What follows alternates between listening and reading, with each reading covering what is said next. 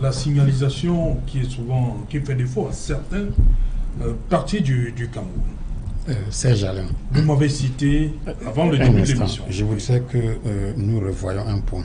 Oui, lequel? Le Cameroun a ratifié la Charte des Nations Unies sur la décennie d'action 2020-2030 qui porte 5 piliers pour améliorer et réduire le nombre de morts sur les routes. Parce que sur les routes du monde, il y a un chiffre très élevé de 1,7 million de morts, ce qui fait 7000 morts par jour.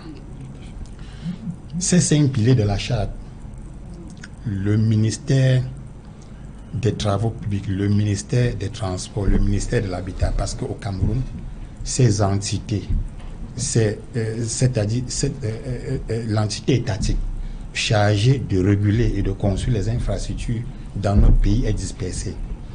Alors, si ces 5 piliers sont respectés, appliqués, nous aurions moins de morts sur nos routes. Voyez-vous dans la charte, pour revenir sur le pilier 2, qui concerne les infrastructures de sécurité routière.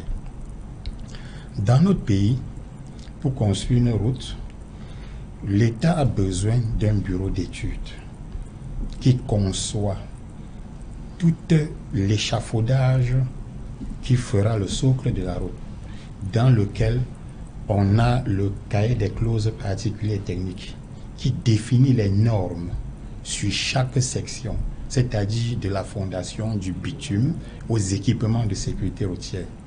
Cependant, les entreprises qui gagnent le marché pour construire les routes reçoivent ce cahier de charges et ensuite sont accompagnées par une mission de contrôle qui est l'œil de l'institution étatique chargée de veiller à ce que le CCTP soit respecté. Mais il y a trop de choses qui se passent là derrière. C'est pour cela qu'on se retrouve avec des routes nouvellement construites. Pas 2 mois, la chaussée s'envole. De la signalisation qui est installée, pas 2 mois, c'est rouillé. Les films ne sont plus trop réfléchissants. Ce sont des choses très basiques à comprendre. Cependant, nous accusons bien l'état de la route qui est cause d'accidents. Tout ceci rentre dans le facteur humain parce que c'est l'homme qui est chargé d'investir à construire l'infrastructure. Et si l'homme échoue au contrôle qualité technique, on aura des hécatombes sur la route.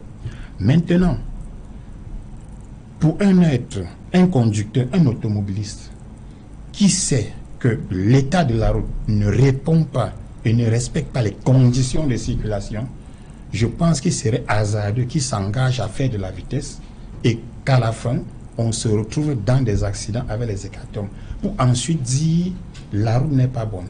Parce qu'il est recommandé d'adapter sa vitesse selon l'état de la route, les conditions. Et la plupart de nos routes ne sont pas bonnes, mais les conducteurs doivent adapter leur vitesse selon l'état de la route. Et non faire de la vitesse, lorsqu'il y a hécatombe, on a... Selon vous, on doit rouler à quelle vitesse pour éviter de faire l'accident?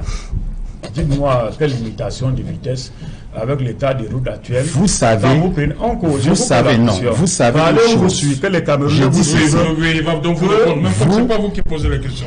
Vous savez, je prends un exemple encore palpable. Oui. Vous qui faites souvent la route nationale numéro 5, vous le décriez chaque fois, elle est délabrée. Il y a des nids de poules partout. C'est simple. Adaptez votre vitesse selon l'état de la route. Vous n'avez pas la limitation de la vitesse parce que lorsque selon vous allez la rentrer limitation dans de un vitesse est limitée et faire un tonneau bien fait collision et vous allez l'état de la route. Zachary, je vous dis ceci. Oui. Il faut adapter sa vitesse selon l'état de la route. C'est de la sensibilisation à la sécurité routière que je vous donne, monsieur. Non. Adaptez votre vitesse selon les conditions de circulation et l'état de la route. Vous parlez très bien, mais dites ici aux téléspectateurs que les Camerounais d'ici Yaoundé, vous devez rouler à 5 à l'heure. Parce que l'état de route est mauvais. Vous allez quitter à 6 heures, arriver le lendemain à 6 heures. C'est ça que vous deviez dire qu'on comprenne. Hier, le ministre... Parce qu'il y a les panneaux de signalisation. Hier, le ministre des Travaux publics a fermé la première section de l'autoroute à la circulation, qui est de 60 km. Vous avez dit toujours il faut une route en bon état pour qu'il n'y ait pas d'accident. L'autoroute, c'est 2 voies séparées d'un terre-plein qui est bordé de glissières de sécurité métallique.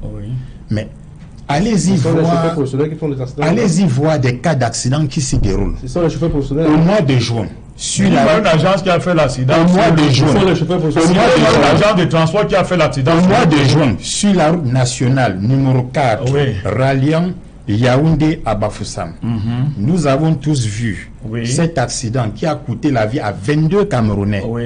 Est-ce c'était l'état de la route?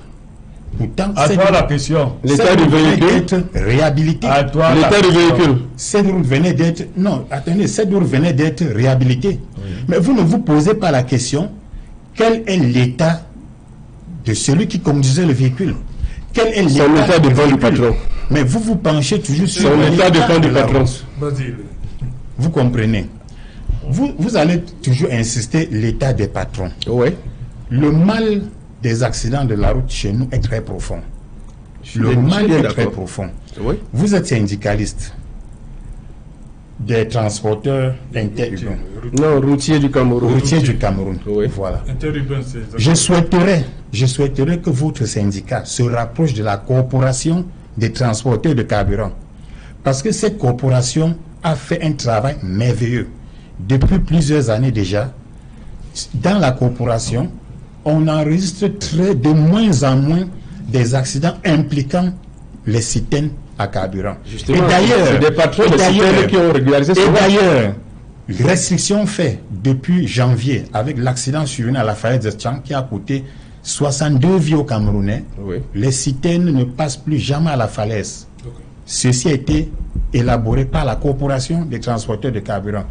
Quel que soit l'état de dégradation de la RN5, ils doivent passer par la RN5 pour rallier Bafoussam. Ok, merci.